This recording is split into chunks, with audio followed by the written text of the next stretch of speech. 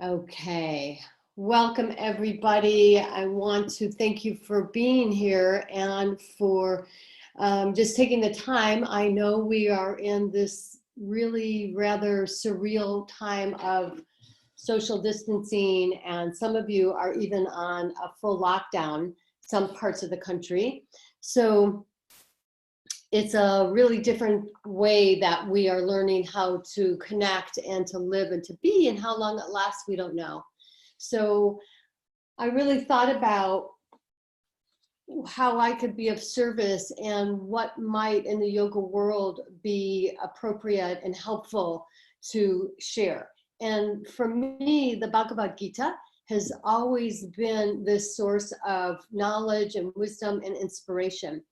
And so that's what we're going to talk about tonight. I'll do some teaching on it, and then together we'll, depending on how much time we should have time, I could open it up for questions or just comments and how you're all feeling.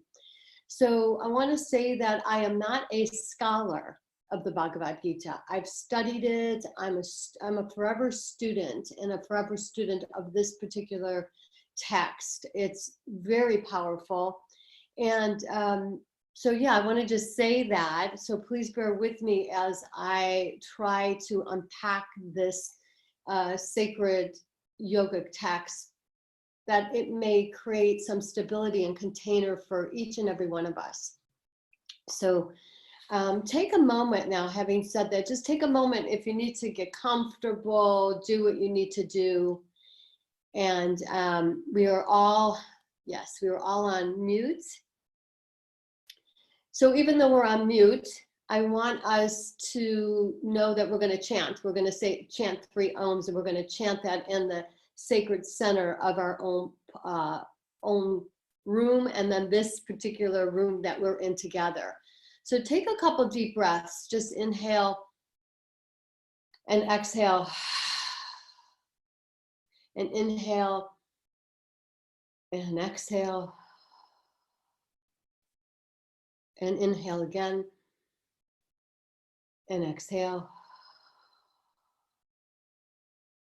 And then join your hands in front of your heart center. And we'll begin with 3 ohms. Inhaling fully.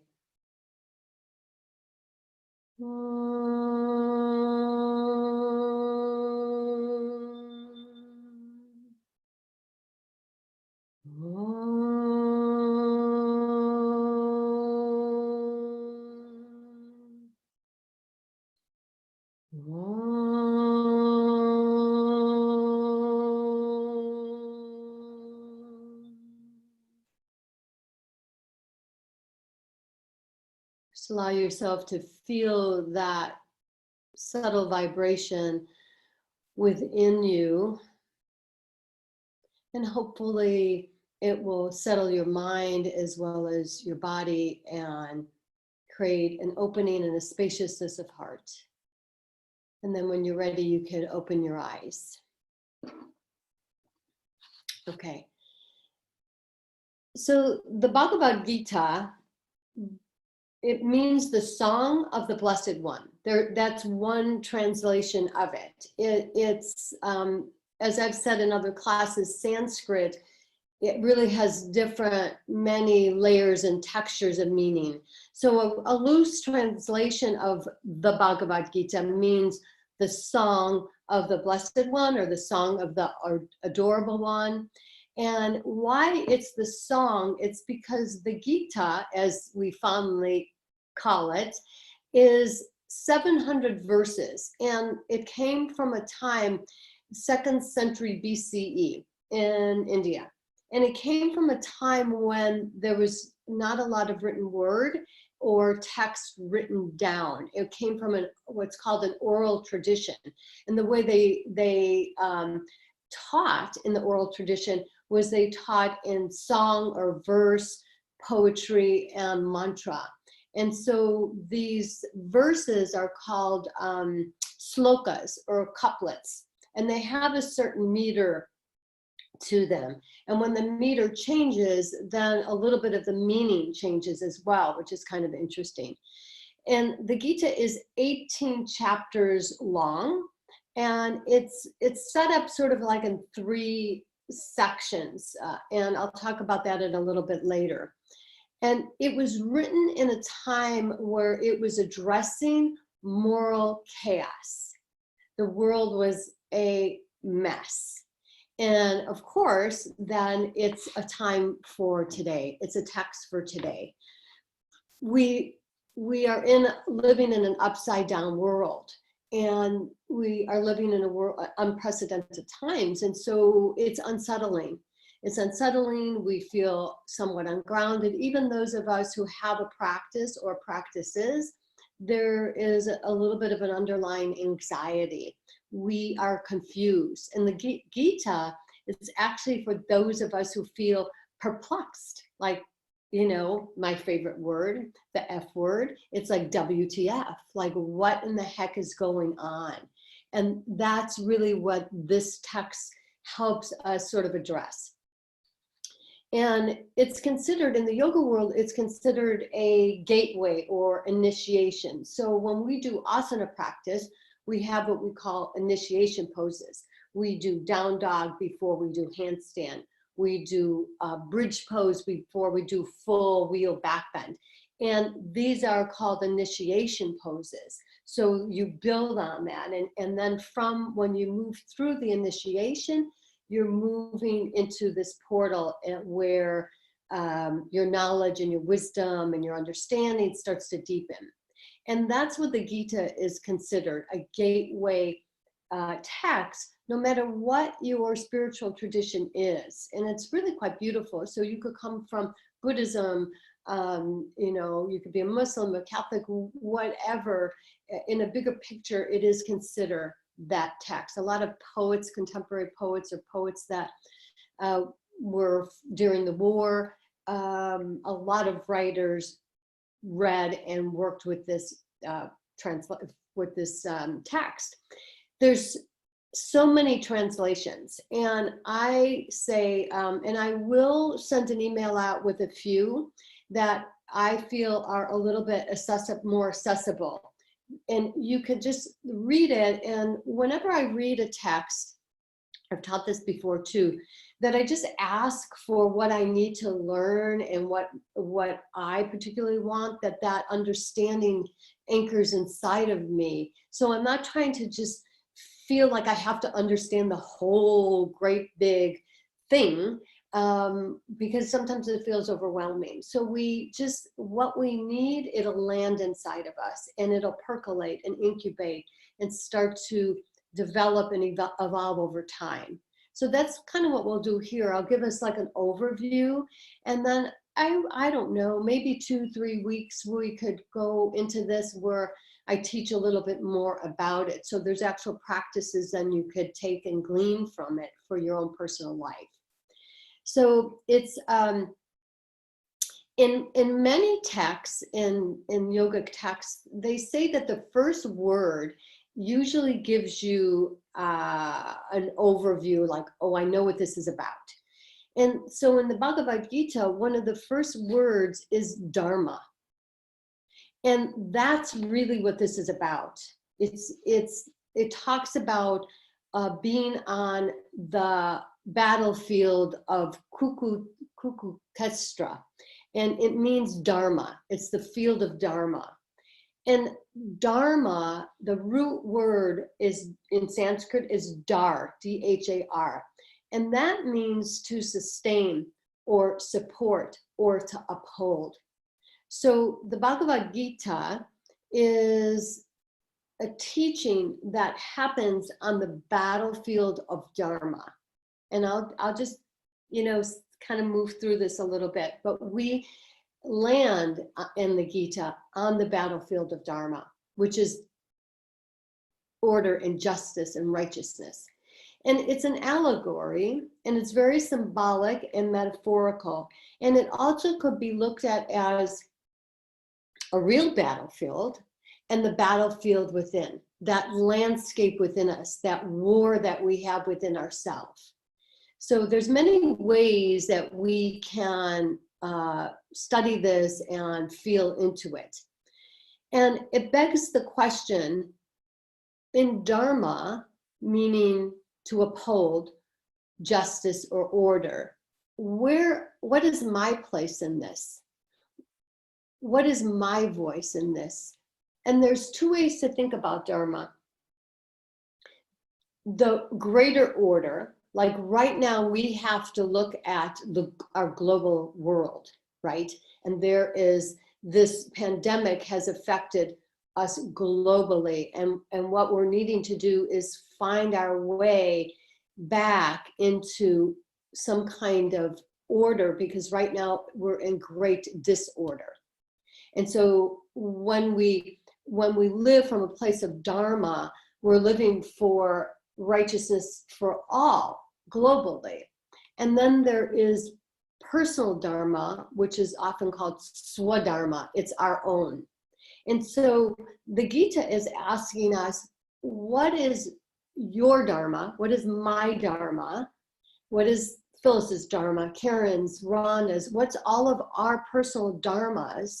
And how does that influence and uphold the greater Dharma? And that's a question for all of us. And I think it's so important, especially right now.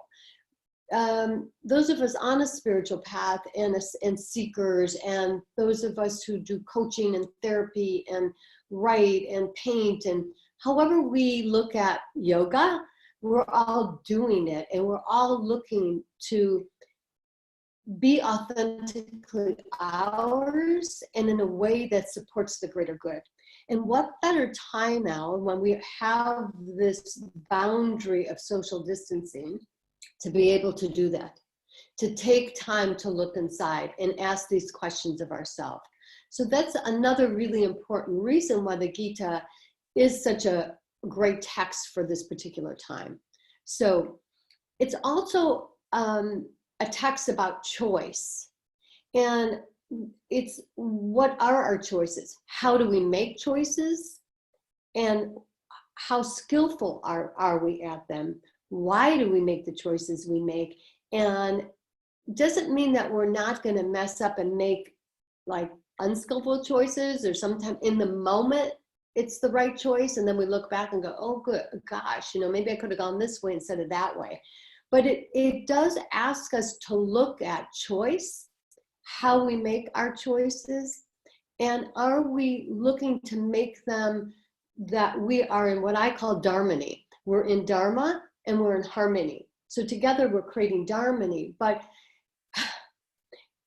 I'm really doing my best not to make political statements. So, if any of you that I see, you could go like this if I'm crossing the line here.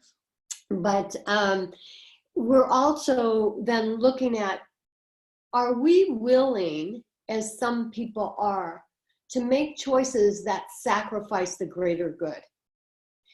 And we all have at one time or another. We've all made a personal choice because it was like, I want that and I need that and I want it now.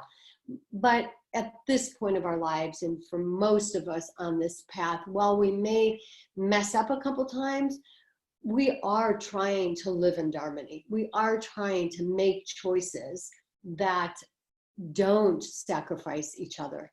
That actually we know that when we can lift each other up, we all rise up. So those of us who are on this call, and those of us who are on a path, have to step into what I have been talking to some of you about, into greater leadership roles. And it doesn't necessarily mean that we have to get on some picket line, or we have to go out and become somebody. We have to, in our world, we have to stand as a leader. And whether it's in our little immediate family or it's in a little bit of a greater community, how do we represent true leadership? And how do we find our voice to stand for Dharmony, for Dharma? And those are questions then I really want you to start to contemplate and think about, and who knows how long we'll be here. How, not just on this call, but how long we'll be in this place. And as things start to move towards what we might call normalcy, we will never be what we were before. And I believe that's the good news. we will never be normal like we were, but we do want to create in the yoga world what we call saucha, some orderliness that is for the greater good. So it's the Gita, I believe, is a cautionary tale because it is this inner battlefield, an external battlefield that we are all living now. It's a cautionary tale for that. How did we get to that point?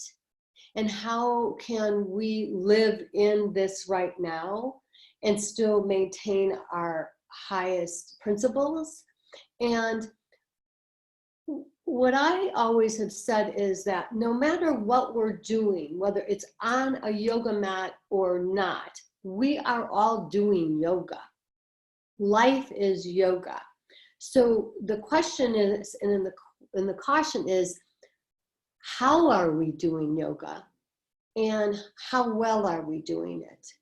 And that'll unpack a little bit as we go along. So I have some notes in front of me, forgive me, but I'm gonna have to look down because as I said, I can't just spout it off. I wanna look down and make sure I'm in order, that as if I could create some order right here, then that helps us create order in our own lives. So, well, back to choice, you know, well, I spoke about that, but the other lesson of the Gita, another important lesson of the Gita is learning how to make skillful choices because of the changing forces of nature. And it's talked about in the Gita, what nature is, what these changing forces of nature are. So how do we learn to navigate and skillfully make choices to be able to move with these changing winds of time and changing winds of nature? So we'll learn more about that. And it's nature within us, our own nature, and externally nature. So the Gita, the Bhagavad Gita, is actually this 18 chapters, 700 verses that's in this much larger text that is called the Mahabharata. And the Mahabharata is also compared to the Iliad and the Odyssey, where it's a huge body of work. And so the Gita is about a third of the way into this work.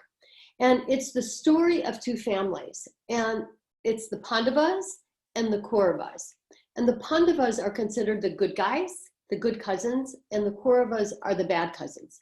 And it's this huge work. And if you're interested in it, I always suggest you could go online, because I don't know if we could take books out online. I have no idea, but you could read folk tales, you could read children's versions of some of these texts, especially the Mahabharata, and it's like a folk story. And it gives you a little bit of a snapshot of what it is, but it's this huge body of work, and the Gita is in it. And so it's the story of these families, their birth, and how they were grown, how they were raised, how the Pandavas lost their family, so they had to live with their cousins. Their uncle was a blind king, and it goes on and on and on. So it tells you the story of how they got to this battlefield.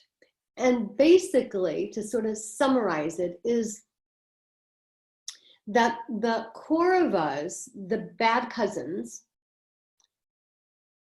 from this place of power, of this place of unparalleled need and greed for power, they have taken over the throne that is the rightful throne and kingdom of the Pandavas. And so the good cousins have the right to the throne, and the bad cousins have ripped it out from under them through scheming and lying and fake news and everything else. It's just, they've stolen the kingdom. And they are at a place where, and the Pandavas, the good cousins, have tried, they have mediated with, you know, the ministers, and they have tried everything they can to, we'll give you, we only want a little bit of plot of land. You could have the kingdom. We only want a little place for our family to live. But even that wasn't good enough. And so they're at this place now because the bad cousins would rather have a war and basically destroy everyone rather to give up anything. And it's really quite interesting. So it shows, this tale shows the decline of a moral society and how it got to this place. And it's perfect for this historical time where narcissism, when narcissism and sociopaths are in leadership, what can happen? And that's what happened in the Bhagavad Gita, in the Mahabharata. And so everything that they tried to do was rejected, and now here they are on this battlefield. And what I think is important is, it's often, and when I've taught this in yoga teacher trainings, people will say, I can't get past the fact that we're on a battlefield. But what's important, and my teachers have said, is that the Indian mind doesn't believe in turning the other cheek. The Indian mind isn't like, the Indian Hindu mind isn't like a Buddhist mind, or where karma will happen. The Indian mind, especially at that time, says that such vile narcissistic behavior cannot be allowed. And while they try everything to not come to this, they realize it has to come to this. There has to be a war, because they cannot be allowed to continue to rule in this way. So that's the setup. That's a little bit of the setup. So by the time we arrive on the field of Dharma, where this battle takes place, everything possible to prevent this war has been attempted. So I think that's really important, and I can't say that enough. And it also invites the question, can good or God, however you want to look at it, can good or God even be found here? So I want that to just land a little bit. Like right where we are now. Can good or God even be found here in social distancing? Some of you are in lockdown. And how can we find good or God even in the here and now? So just for a moment, maybe you could close your eyes and even consider maybe one teeny little thing in your own life that some good has come.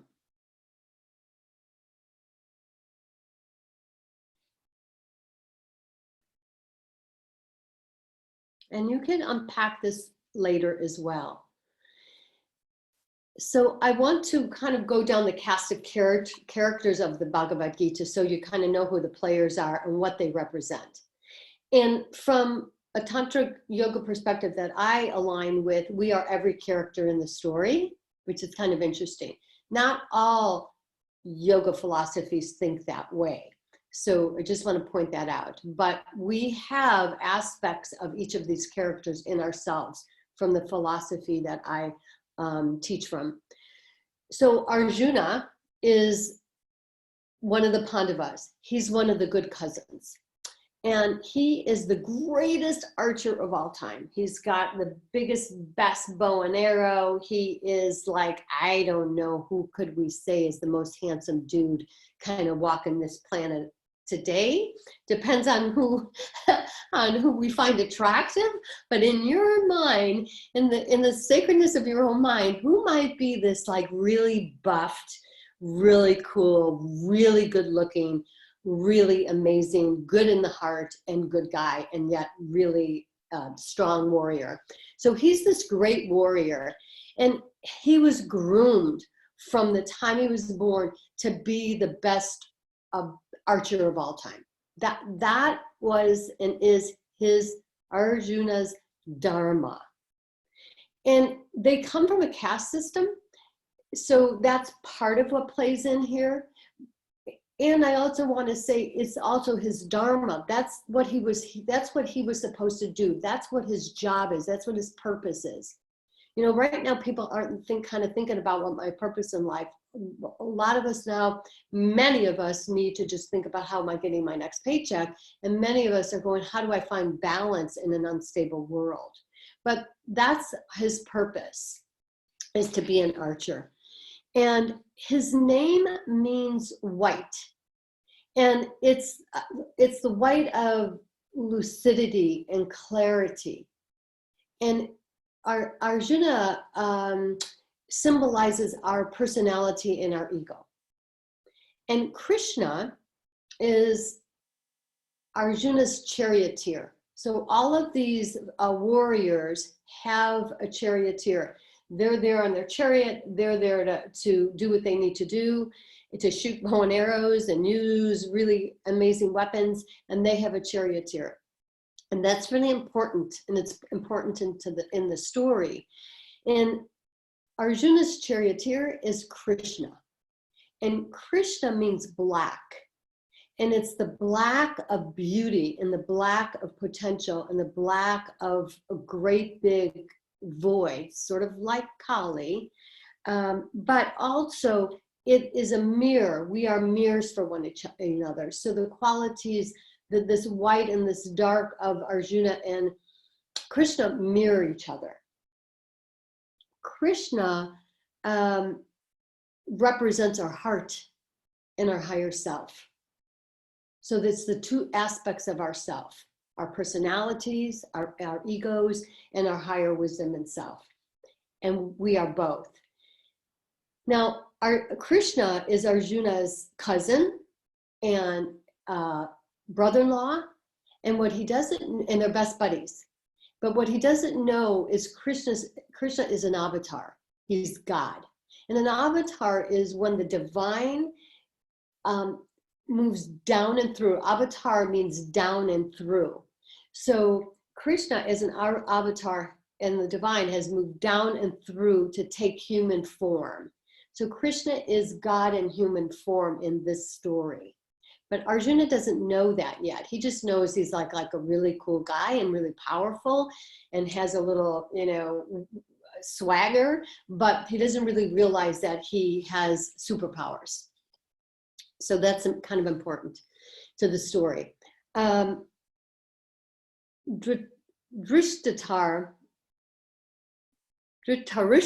is the blind king. And he's the uncle of both Krishna and Arjuna, but he's the uncle. And he's the blind king. He was born blind. And so we could look at the metaphor that he also represents our unwillingness to see things, our blind spots, what we are incapable of seeing and what we just don't want to look at. So he represents that. And that was a big deal in the story, where he was not willing to see what was happening in his own family and in his kingdom. So he plays the part of the blind king.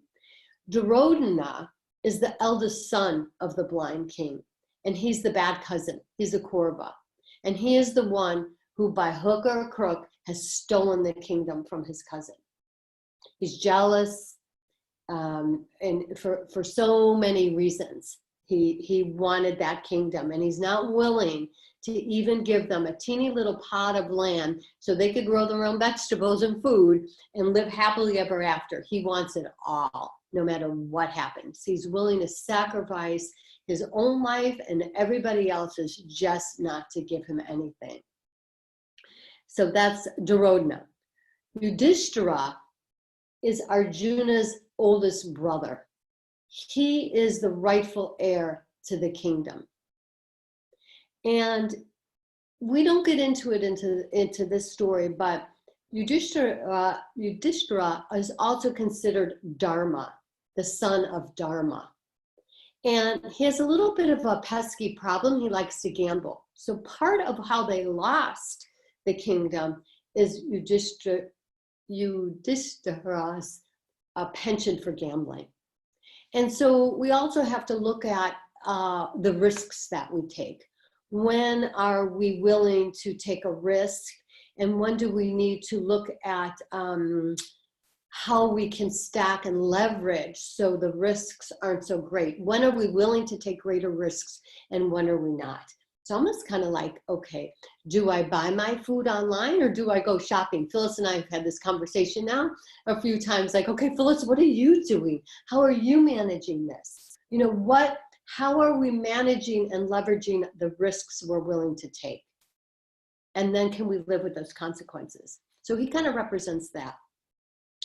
Drona and Bhisma are beloved teachers of both families. They have taught both the Kauravas and the Pandavas.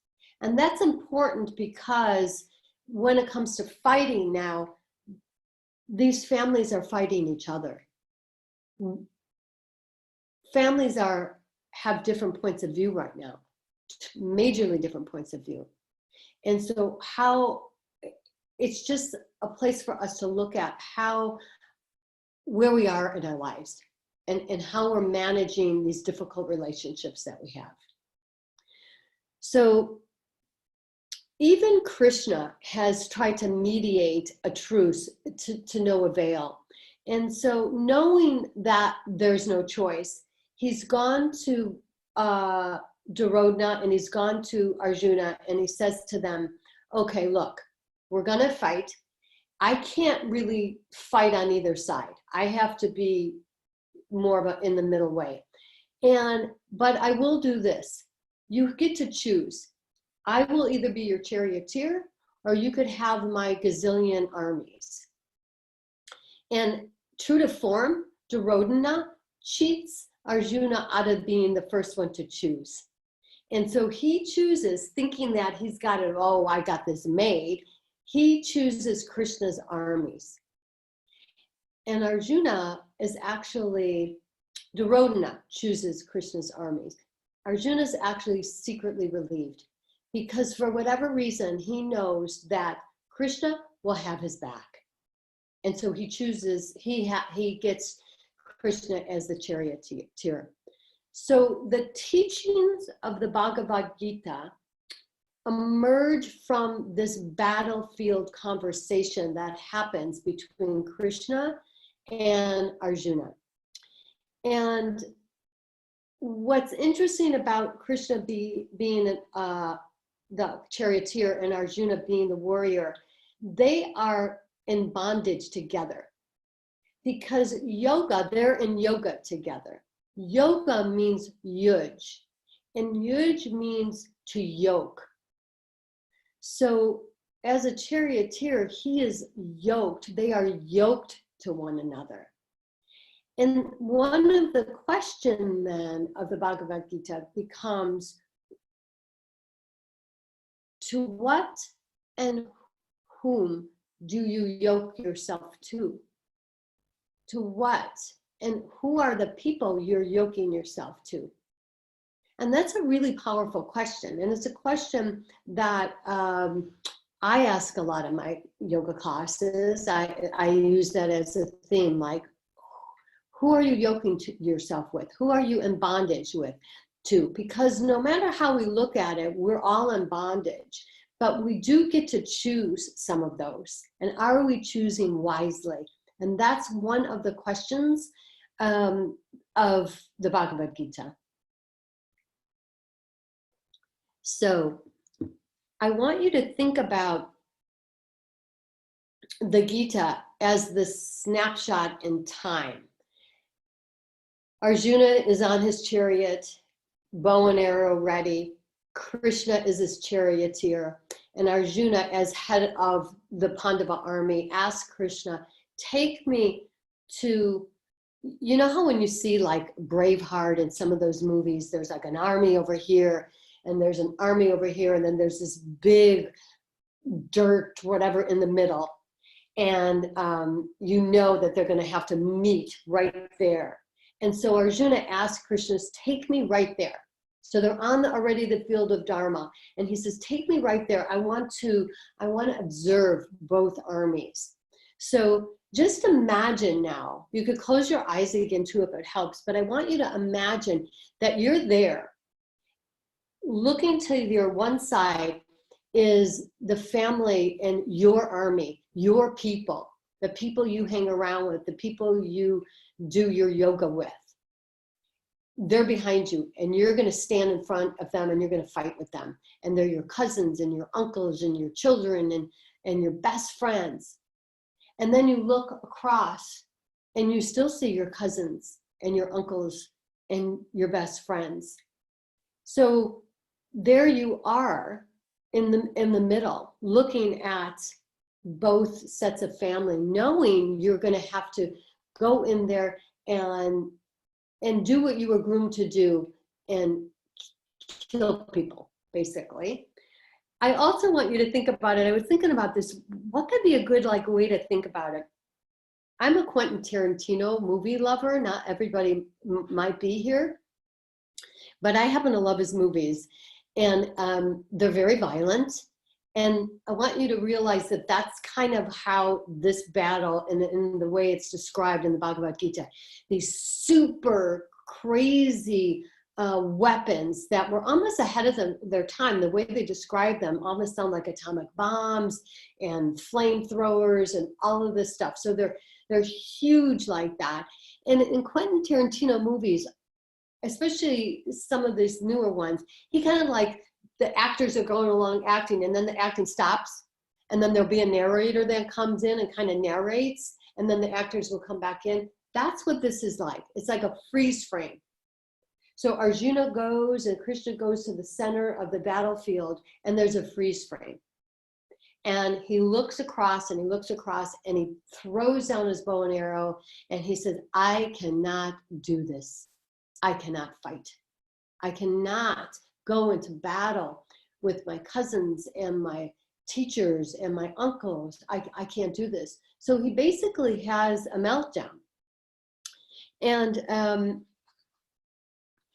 that's what's happening. I need to back up again, that the narrative begins because the blind king can't see, and his minister has the ability to be clairaudient, and he could hear what's going on.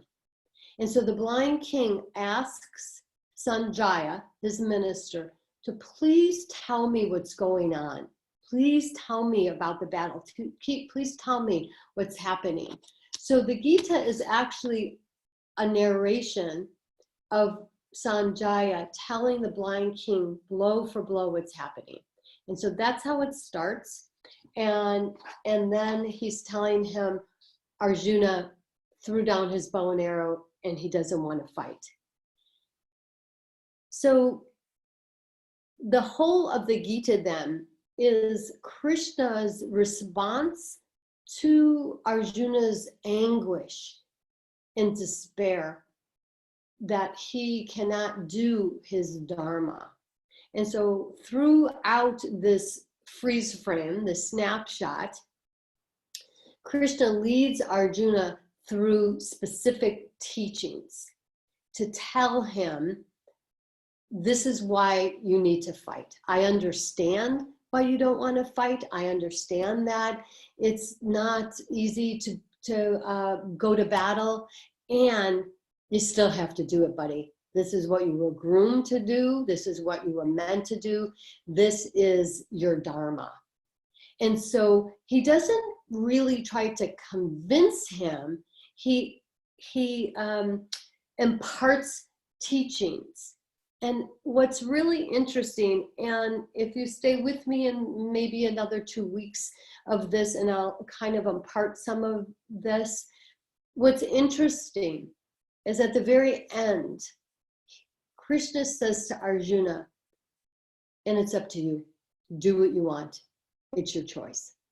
So while the whole Bhagavad Gita is about, this is why, this is what happens, and little by little, Krishna starts to reveal to Arjuna who Krishna really is, that Krishna is God. And so part of it is, as God, as the divine, I could tell you what I feel you should do, what needs to happen, and why it's okay for you to do it. And one of the things that he says is that we are immortal, that our souls are immortal, and that while our physical bodies can be killed, our soul and our spirits cannot. And so basically he's telling me it's okay if they die, because they're going to come back into they'll go to everybody will go to heaven. Everybody will end up at the same place. So that's one of his sort of arguments, but there's more to that. And I mentioned earlier that the Gita is divided sort of in 3 sections. And then that's the first time in Hindu sort of yoga philosophy that the 3 yogas, paths of yogas, are taught. And the first 3 chapters are karma yoga, which karma means action. We're not really talking about reincarnation. We're talking about action. Yes, consequences, but karma means action. So the first 3 chapters, he teaches karma yoga. The second 3, he teaches bhakti yoga, which is devotional yoga. And then the third is jnana yoga, which is wisdom, spiritual scriptures, study of the self. So what he's teaching Arjuna also is that Dharma, depending on our personal unique personalities and our personal Dharma, is what we will be more drawn to, either spiritual scripture or devotional chanting, everything's for the Lord, or karma yoga. Most of us, and I've taught this before, is what we're considered householder yogis. We're householder yogis because we live in the real world. I see Kelly's beautiful face. She has 2 children. Phyllis has children and grandchildren. We live in a world with children and grandchildren and paying bills and having sex and making meals and all of that. We're householder yogis. And so for most of us, we're action oriented because we're human beings living in a world. So we're more karma yogis, but we also incorporate some of these other aspects. What we're doing right now is jnana yoga. We're studying how the scripture can help deepen our own knowledge and wisdom. And before we end, and I want to try to honor an hour, so we may go over a few minutes, but we will meditate and we will do a little pranayama. Meditation, chanting will be considered bhakti yoga. We incorporate it all. I think that's really something valuable for you to own on what you do in your life and how you do yoga. So the Bhagavad Gita is ultimately a teaching for life's challenges, and challenges that seem insurmountable. And they seem a little bit insurmountable right now, right?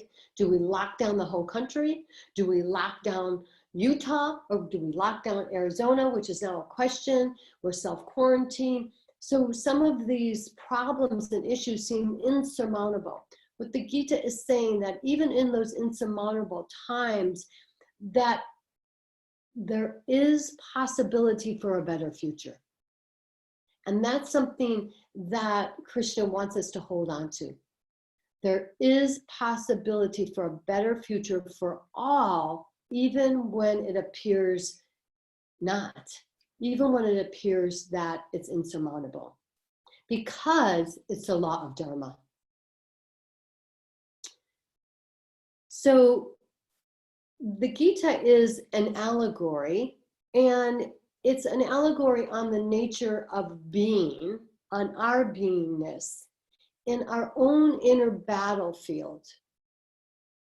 Now, I know from texts and emails and talking to family members and working with clients that our inner battlefield, for many of us, is really working overtime.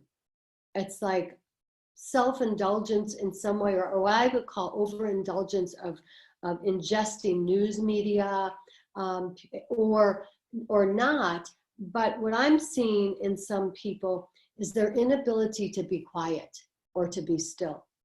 Their inability to actually allow the anxiety to surface, allow the thoughts and emotions to come up so they can see what it is that they're fearing and what really is underneath the fear.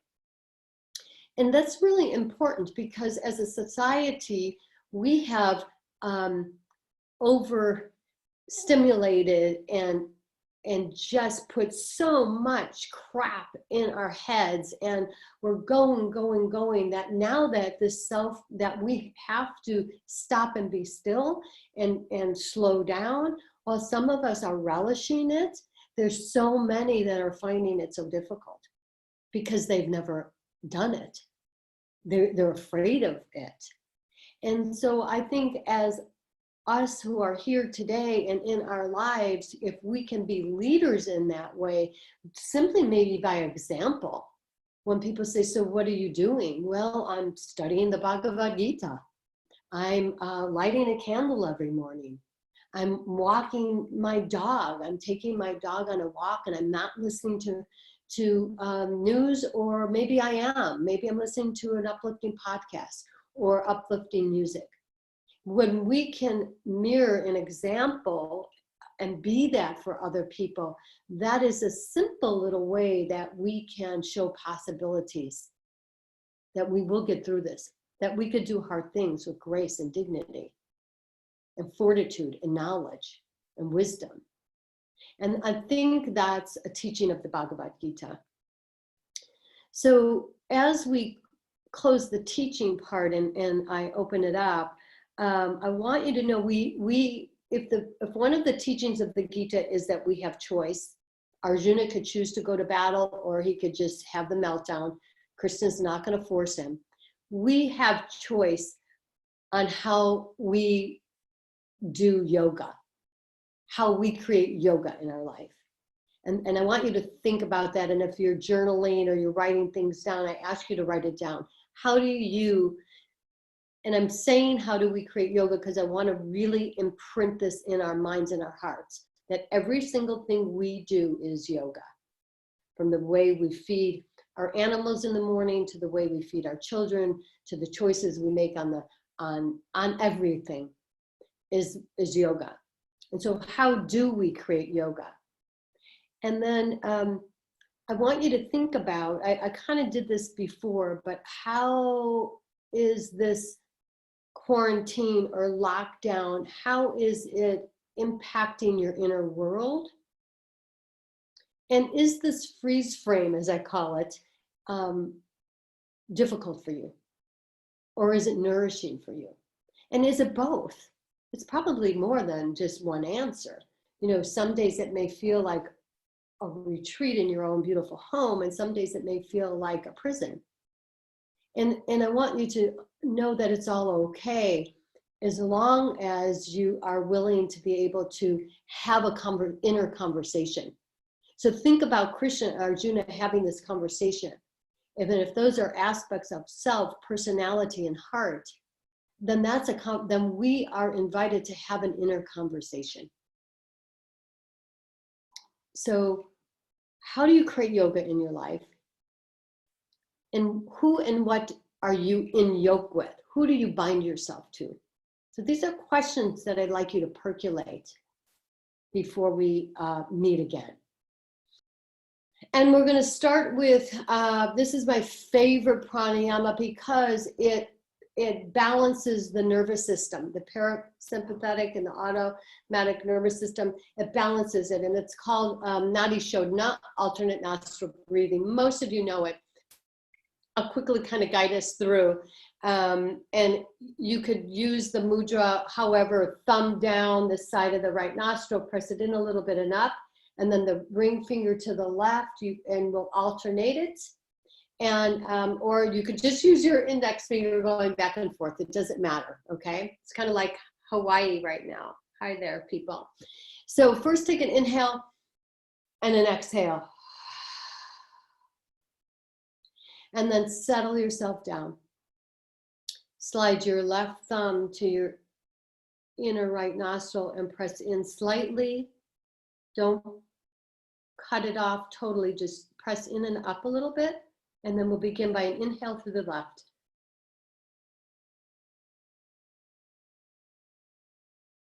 And then there's a natural pause, a holding. And at that pause, you press your left nostril in and up, and you release the right, and you exhale. And then you inhale through the right, and you exhale. So you could just move in the rhythm of your own breath for a couple rounds.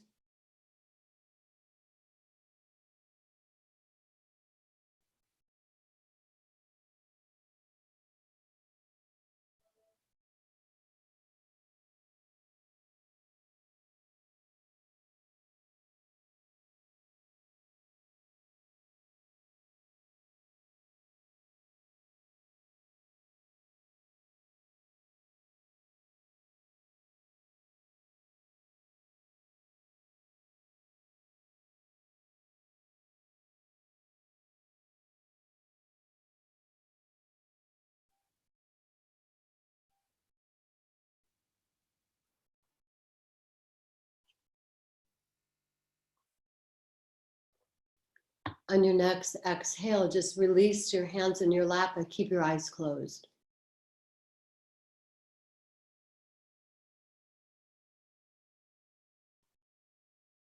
And just do a little body scan from the crown of your head all the way down to your feet. If your feet are touching the floor or not, if you're sitting higher up on a cushion or you're reclining, just take a moment to scan your inner world. And your body, your physical outer world, like is the torso lifting? Notice how your ribs are expanding. Just check in with yourself.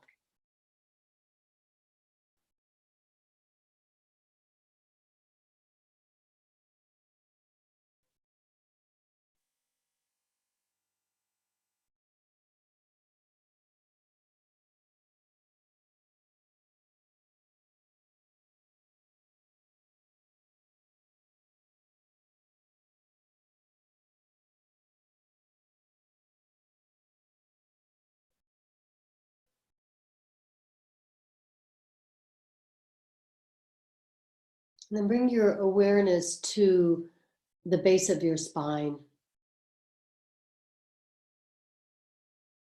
And imagine roots, like the roots of a tree, growing down, deep into Mother Earth, that is having an opportunity to rebalance herself. And our roots connect down deep into the center of her being. And then have them go deep and wide. So take your roots wide. And imagine even that you are connecting roots with everyone here, whether they've had their video camera on or not, but you know that there are like-minded hearts and souls on this class with us.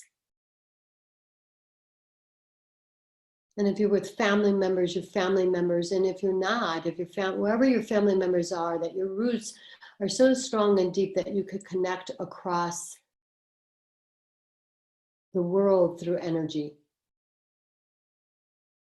Because we truly are connected.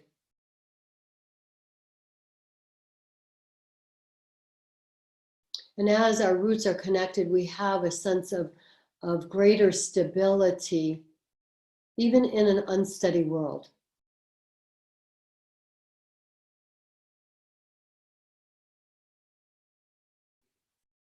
And then bring your attention to your heart center.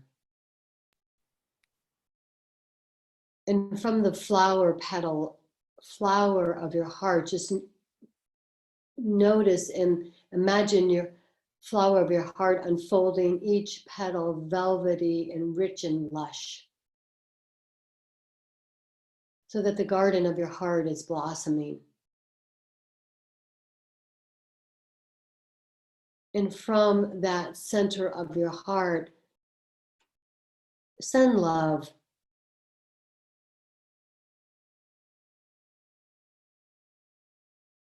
And maybe there's one person particularly, a friend that you know is really feeling a greater sense of anxiety, uncertainty, fear.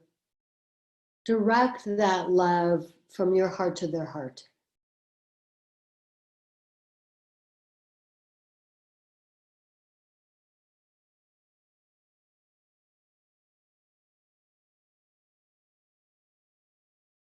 And then know and trust that energy is a vibration, and our heart has the ability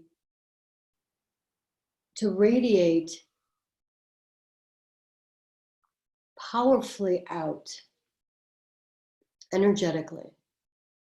That we don't know who will be touched by this vibration of love, but trust that someone will. And just continue to send that radiance of love out into the world.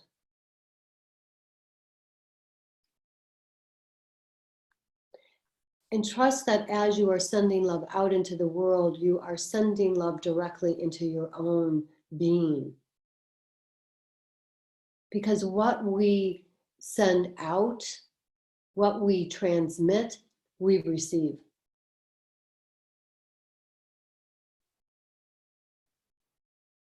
That's why it's so important to keep our vibration high.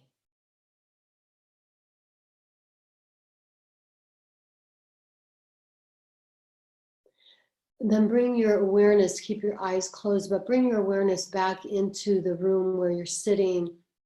If your dog is near you, you could hear, feel their energy, your cat. Or you could feel the presence of your loved ones, whether they're there in the room with you or not.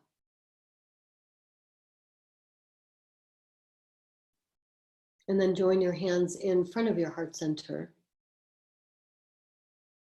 And repeat mentally or out loud. You could stay muted, but just say it in the sacredness of your own home. May all beings be safe. All beings be well. May all beings be free. Bowing head to heart.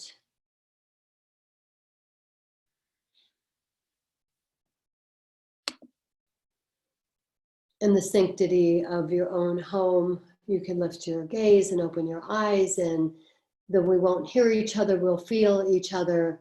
Let's chant an Om. Inhale fully.